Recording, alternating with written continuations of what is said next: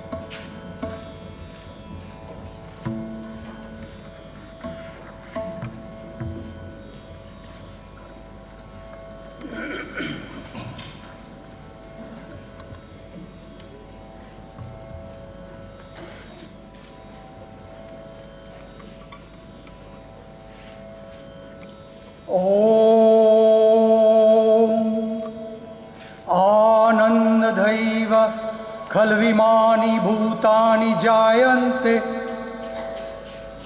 आनन्देन जातानि जीवन्ति, आनन्दं प्रयन्त विश्वं विशन्ति।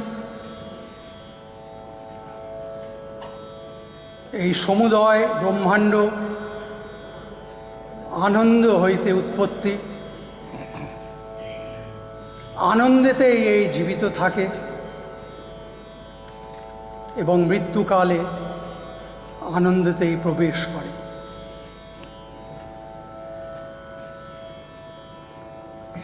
হে আমাদের জীবনের শরীর, আজ এই সঙ্গীত সন্ধ্যায় তুমি আনন্দময় রূপে আমাদের নিকট প্রকাশিত হয়েছ। আমাদের ঠাকুরবাড়ির বৃহৎ পরিবারের ভক্ত সন্তানেরা কতভাবে তোমার আনন্দ রূপ ব্যক্ত করেছেন। কখনো প্রেমের উচ্ছ্বাসে, কখনো বৈরাগ্যের ঔদাসীন্যে। তোমাকে নমস্কার। জীবনের সংগ্রাম পথে, জীবনের নানা উত্থান পতনের মধ্যে এই সঙ্গীতগুলোর ভাবই আমাদের জীবনের অন্ধের যষ্টি, একমাত্র সম্বল। আজ এই সঙ্গীতগুলির ভাব, সঙ্গীতগুলি আমরা হৃদয়ঙ্গম করে ধন্য হই। তোমাকে নমস্কার। উপস্থিত মণ্ডলীর সবার উপর শ্রোতৃবৃন্দ, শিল্পীবৃন্দ, আশ্রমের ছাত্রছাত্রীরা, শিক্ষক শিক্ষিকারা এবং আমাদের প্রিয় শান্তিনিকেতনের উপর তোমার অশেষ আশীর্বাদ, কৃপা ও করুণা বর্ষিত হোক, এই আমাদের প্রার্থনা। ওম একমেবাদ্বিতীয়ম সত্যমেব জয়তে ব্রহ্ম কৃপা হি কেবলম। ওম শান্তি শান্তি শান্তি। হরি ওম।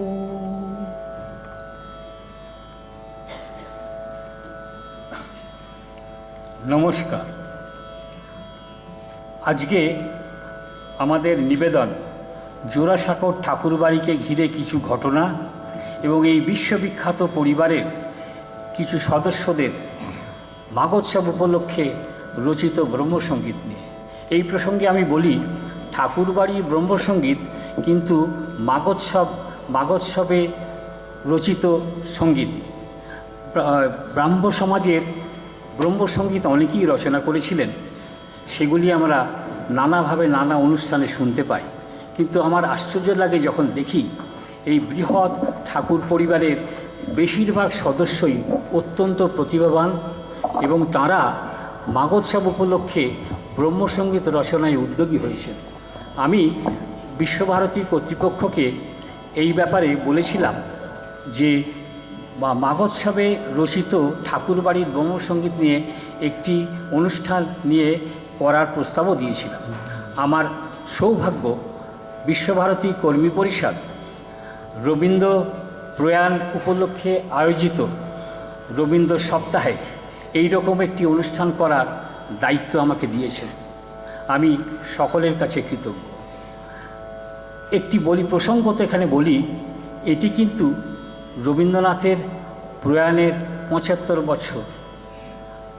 যেহেতু এখানে সময়ের অভাব, আমি সকলের রচিত ব্রহ্মসঙ্গীত এখানে বা আলোচনা করা বা প্রেজেন্ট করা সম্ভব নয়, সেই জন্য আমি দুঃখিত।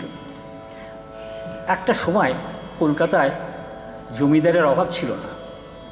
বেশিরভাগ জমিদাররা তখন আনন্দ ফুর্তি করে সময় কাটাতেন, কিন্তু ঠাকুর বাড়িতে ছিল একটা সাংস্কৃতিক পরিবেশ, সাহিত্য চর্চা, সঙ্গীত রচনা নিয়ে সবাই ব্যস্ত থাকতেন।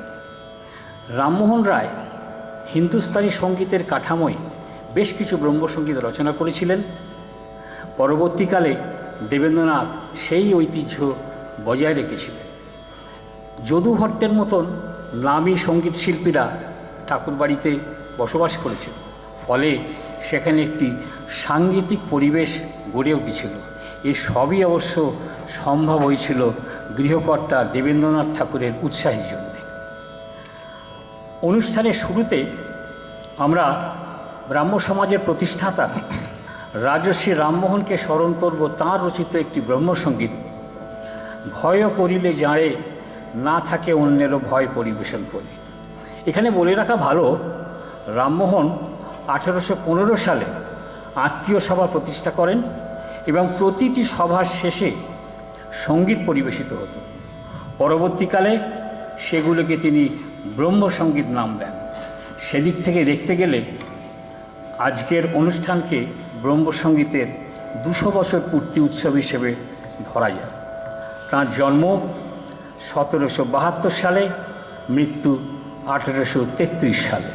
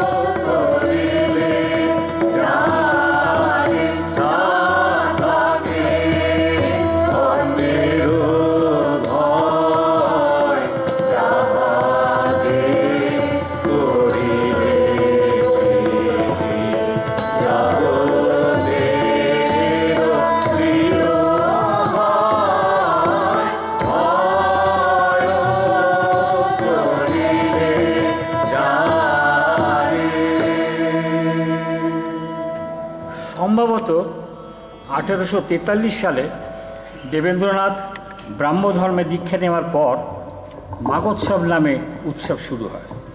ব্রহ্মমন্দির প্রতিষ্ঠা দিবস 11ই মাঘকে ঘিরে মাগোৎসবের অনুষ্ঠানগুলি আদি ব্রাহ্ম সমাজ এবং জোড়াসাঁকোর ঠাকুর বাড়িতে মহাসমারোহে সম্পন্ন হতো।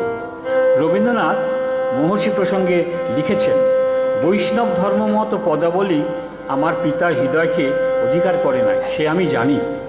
তাহার রসভোগের সখা ছিলেন হাফেজ। তিনি নিজে কাব্য রচনা করিতে পারেন নাই, তাহা সে আকাঙ্ক্ষা মিটাইয়াছিলেন হাফেজের গানে। উপনিষদ তাহার ক্ষুধা মিটাইত, আর হাফেজ তাহার তৃষ্ণা দূর করিয়াছিল।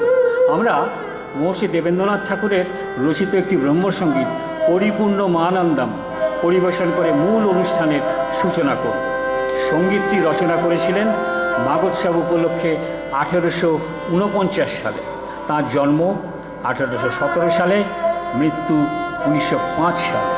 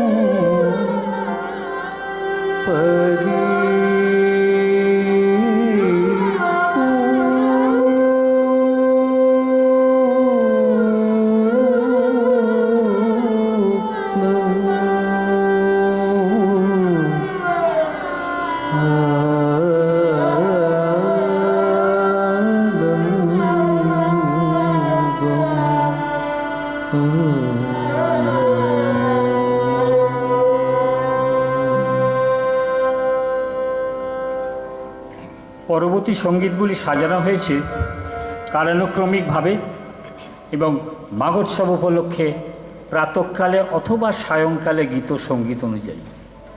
আমাদের এখনকার নিবেদন মহর্ষির জ্যেষ্ঠ পুত্র দ্বিজেন্দ্রনাথ ঠাকুরের মাগোৎসবে গীত একটি ব্রহ্মসঙ্গীত, তুমি বিনা কে প্রভু সংকট নিবারে। একজন সুন্দর মানুষ ছিলেন, পিতার কাছ থেকে পেয়েছিলেন পার্থিব বিষয়ে উদাসীনতা এবং এক অনাড়ম্বর জীবনযাপন করে গেছে। তাঁর জন্ম 1840 সালে, মৃত্যু 1926 সালে। মহর্ষি একবার রবীন্দ্রনাথকে নিয়ে অমৃতসর গিয়েছিলেন। সেখানে গুরু দরবারে ভজন শুনতে যেতেন এবং শিখ উপাসকদের মাঝখানে বসে সুর করে তাদের ভজনায় যোগ দিতেন।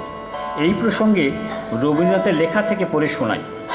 যখন সন্ধ্যা হইয়া আসিত, পিতা বাগানের সম্মুখে বারান্দায় আসিয়া বসিতেন, তখন তাহাকে ব্রহ্মসঙ্গীত শোনাবার জন্য আমার ডাক পড়িত।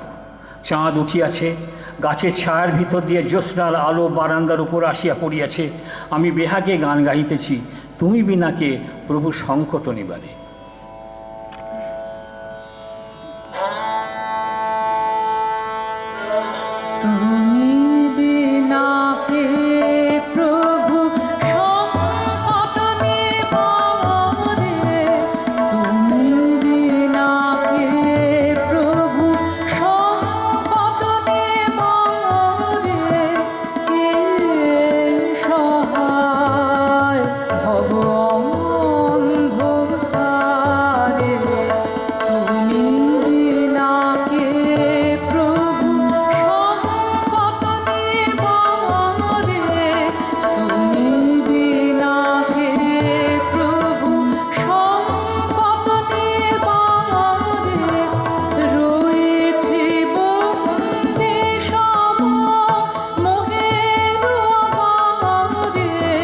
রয়েছে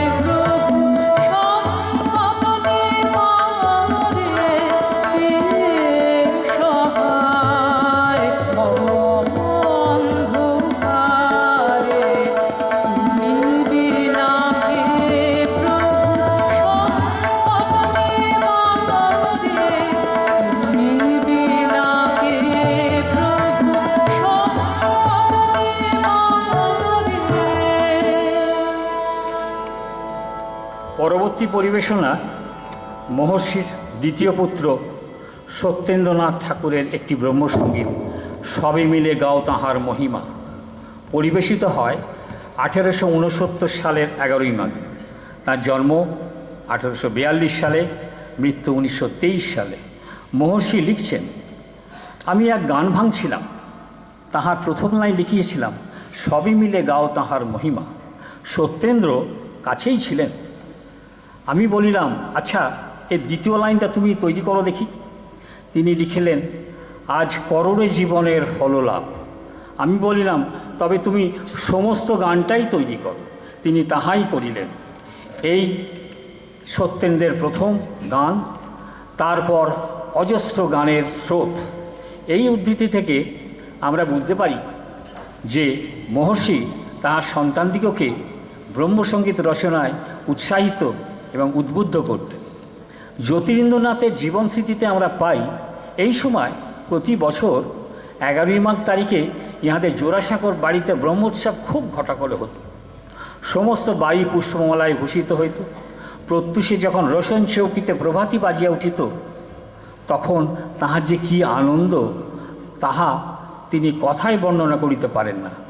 আদি ব্রাহ্ম সমাজে প্রাতঃকালের উপাসনা সমাপ্ত হইয়া গেলে দলে দলে ব্রাহ্মেরা জোড়াসাঁকোর বাটিতে আসিয়া সমবেত হইতেন।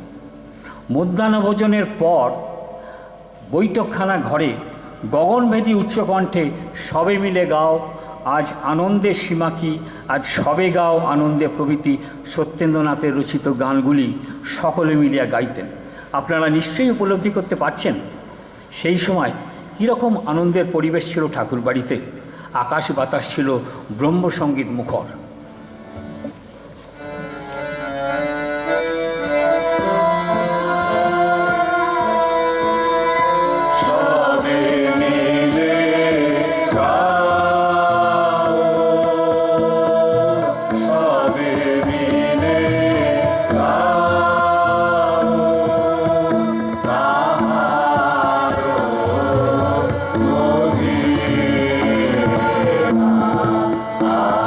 আজ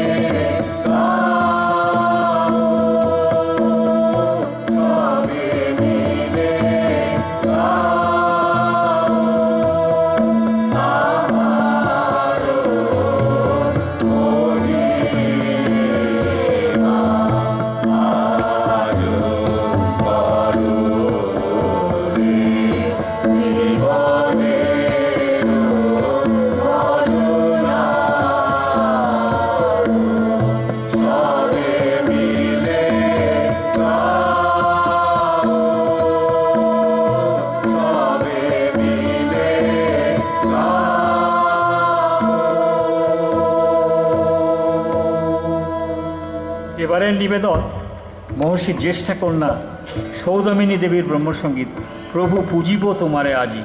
তিনি অত্যন্ত প্রীতিভক্ত ছিলেন। তার জন্ম 1847 সালে, মৃত্যু 1920 সালে। এটি মাগোৎসবে গীত হয়। প্রভু পুজিব তোমারে আজি, বড় আছে হৃদয় কবাট খুলে পেতেছে মন আসন, পুজিব তোমারে আজি, বড় আছে ভক্তির গেথেছে দেব আজি উপহার, ভক্তির গেথেছে দেব আজি উপহার, প্রেমের চন্দন ছিটা মাত্র আয়োজন, পুজিব তোমারে আজি, বড় আছে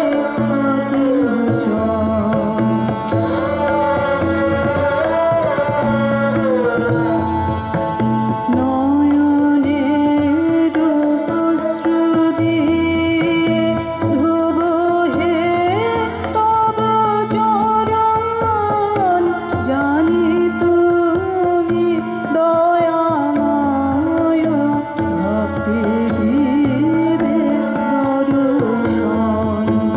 নয়নের অশ্রুদি ধোব হে তব চরণ, জানি তুমি দয়াময়, ভক্তি দিবে দর্শন।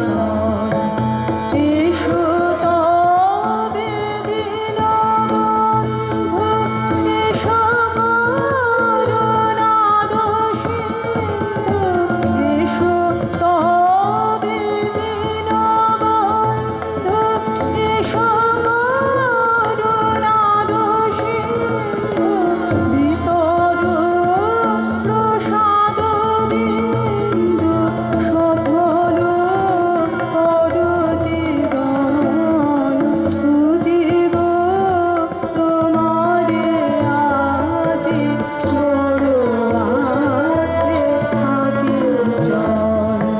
হৃদয় কবাট খুলে পেতেছে মন আসন, পুজিব তোমারে আজি, বড় আছে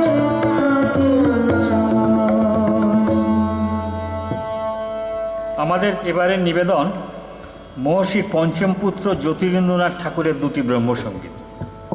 একটি হিন্দি গান থেকে ভাঙা ব্রহ্মসঙ্গীত অন্তরতর অন্তরতম তিনি যে, পরিবেশিত হয় 1874 সালের 11ই মাঘে। রবীন্দ্রনাথ এই সঙ্গীতে যোগ দিয়েছিলেন। পরের গানটি ধন্য তুমি ধন্য, ভব জলধি তারণ তুমি ব্রহ্ম। তিনি বহুমুখী প্রতিভার অধিকারী ছিলেন, ভালো পিয়ানো বাজাতেন। ব্রহ্মসঙ্গীত রচনার ব্যাপারে তরুণ রবীন্দ্রনাথকে উৎসাহী সহযোগী হিসেবে পেয়েছিলেন। তাঁর জন্ম 1849 সালে, মৃত্যু 1925 সালে। রবীন্দ্রনাথ লিখেছেন, সাহিত্যের শিক্ষায়, ভাবের চর্চায় বাল্যকাল হইতে জ্যোতিদাদা আমার প্রধান সহায় ছিল।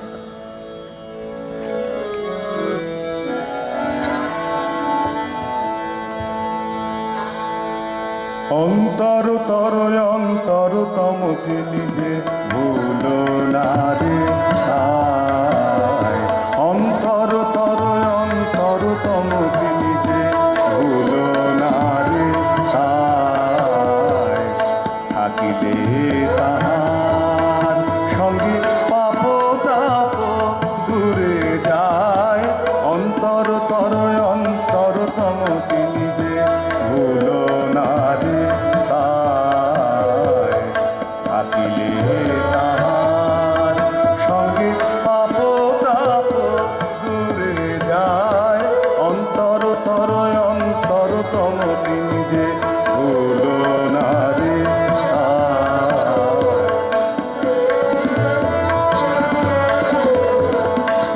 হৃদয়ের প্রিয় ধন তার সমানকে,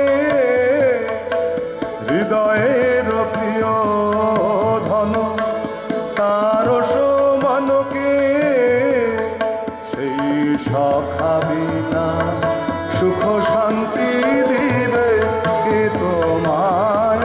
অন্তরতর অন্তরতম তিনি যে ভুলো না রে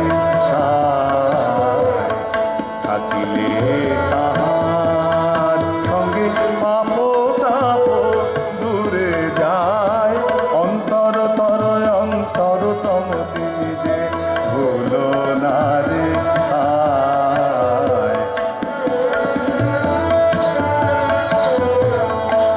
ধন জন জীবন সব তারি করুণা, তার করুণা মুখে বলা নাহি যায়, মুখে বলা নাহি যায়।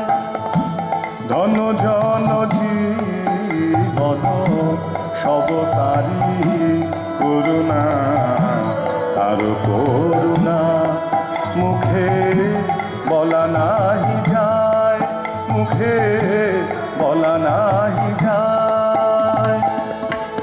এত যার করুণা তার কি ভুলিবে, এত যার করুণা তার কি ভুলিবে, তারে ছাড়িয়ে ভবসাগরে প্রাণ কোথায়। অন্তরতর অন্তরতম তিনি যে ধন জন জীবন সব তারি করুণা, তার করুণা মুখে বলা নাহি যায়, মুখে বলা নাহি যায়। ধন জন জীবন সব তারি করুণা, তার করুণা মুখে বলা নাহি যায়, মুখে বলা নাহি যায়। এত যার করুণা তার কি ভুলিবে, এত যার করুণা তার কি ভুলিবে, তারে ছাড়িয়ে ভবসাগরে প্রাণ কোথায়। অন্তরতর অন্তরতম তিনি যে ভুলো না রে থাকিলে তাহার সঙ্গে পাপ তাপ দূরে যায়। অন্তরতর অন্তরতম তিনি যে অন্তরতর অন্তরতম তিনি যে ভুলো না রে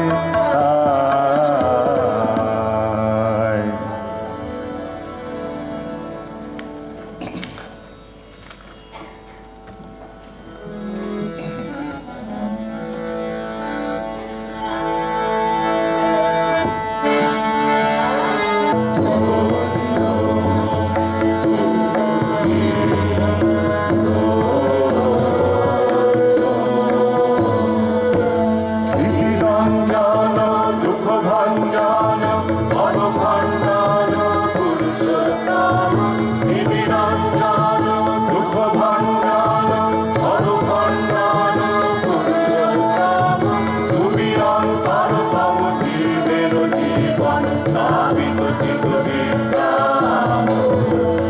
রঞ্জন দুঃখ ভঞ্জন ভব ভণ্ডন পুরুষোত্তম। রঞ্জন দুঃখ ভণ্ডন ভব ভণ্ডন পুরুষোত্তম। তুমি অন্তরতম জীবের জীবন নাবিত চিত বিশ্রাম। তুমি পিতা তুমি মাতা তুমি পাতা তুমি ত্রাতা তুমি সত্তা তুমি গুরু তুমি শিব।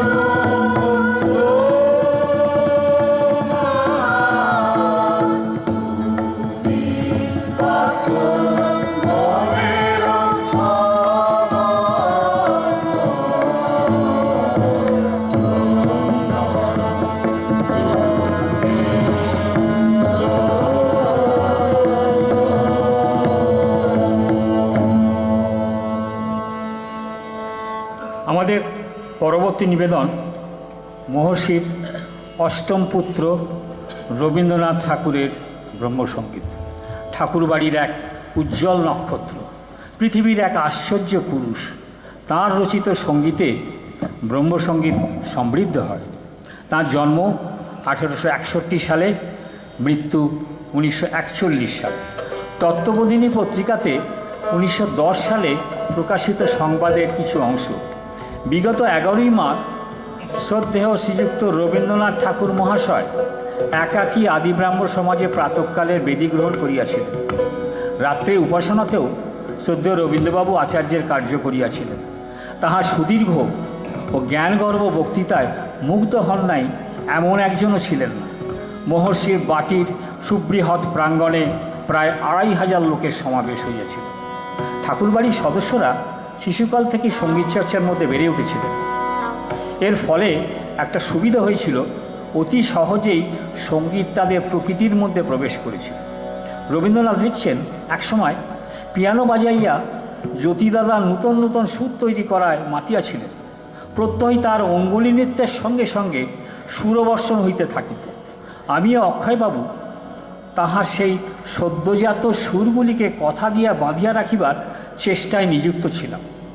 গান বাঁধিবার শিক্ষানবশী এইরূপে আমার আরম্ভ হয়।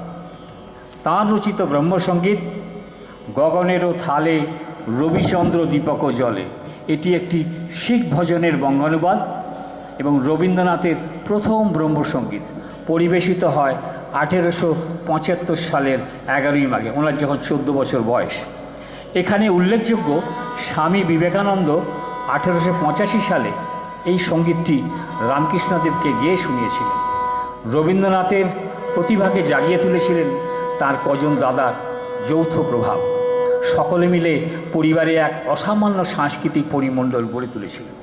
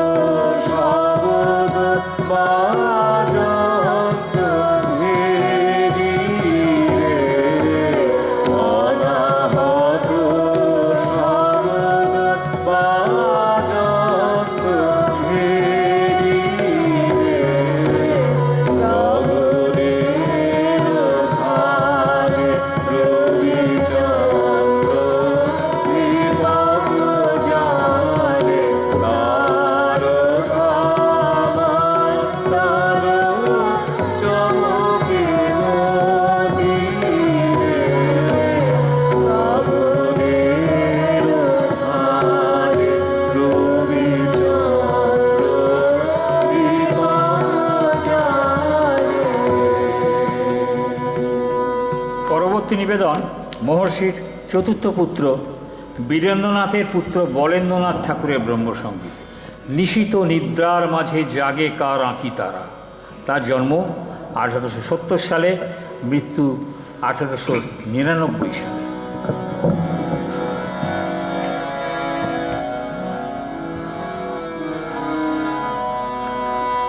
নিশীথ নিদ্রার মাঝে জাগে কারো আঁখি তারা। নিশীথ নিদ্রার মাঝে জাগে কারো আঁখি তারা। সুপ্ত লোক লোকান্তরে সে আঁখি নিমেষ হারা। সুপ্ত